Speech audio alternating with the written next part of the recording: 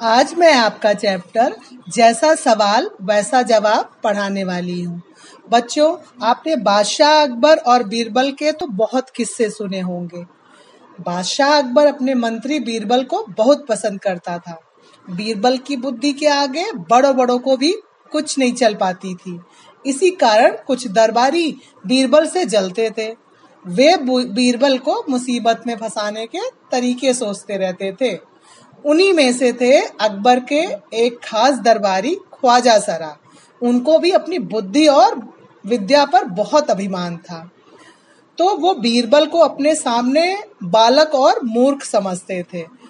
लेकिन अपने ही मानने से तो कुछ नहीं होता ना। दरबार में बीरबल की ही तूती बोलती थी और ख्वाजा साहब को इस बात से बहुत जलन होती थी। तो उन्होंने राजा से बोला कि मेरे 3 सवाल हैं जिसे आप बीरबल से पूछेंगे। बीरबल अगर उन प्रश्नों का सटीक उत्तर दे पाया तो मैं मानूंगा कि बीरबल सबसे बुद्धिमान है। राजा को तो पता ही था कि बीरबल सबसे बुद्धिमान है। राजा ने बोला, चलो मैं पूछ लेता हूँ।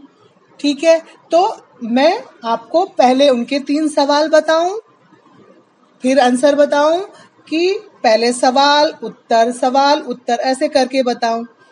ऐसा करती हूँ, मैं पहले सवाल बताती हूँ, फिर उसका उत्तर, फिर सवाल बताती हूँ, फिर उसका उत्तर। अरे रे रे, मेरा नहीं, ये उत्तर जो होगा वो बीरबल का होगा। तो पहला जो उन्होंने सवाल पूछा, वो पूछा कि संसार का केंद्र कहाँ है। पहला सवाल क्या बोला?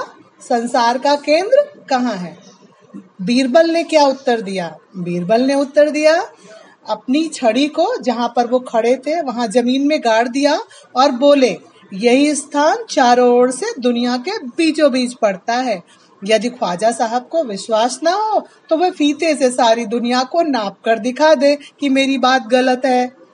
अब तो वो आश्चर्यचकित होकर ख्वाजा सरा बीरबल को देखने लगे। उनके पास तो वो निरुत्तर थे, उनके पास कोई जवाब ही नहीं था। अब उनका दूसरा प्रश्न सुनिए। उन्होंने पूछा कि आकाश में कितने तारे हैं। उन्होंने पूछा कि आकाश में कितने तारे हैं। तो बीरबल ने एक भेड़ मंगवाई और उन्होंने भेड़ को दिखाकर बोला कि इस भेड़ के शरीर में जितने बाल हैं उतने ही तारे आसमान में हैं।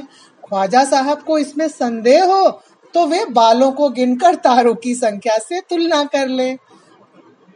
अब तो फिर से वो शॉक्ड हो गए और उनकी तरफ हतप्रभ होकर देखने लगे। अब उन्होंने पूछा कि तीसरा सवाल मुझसे पूछिए। तो तीसरा सवाल क्या था?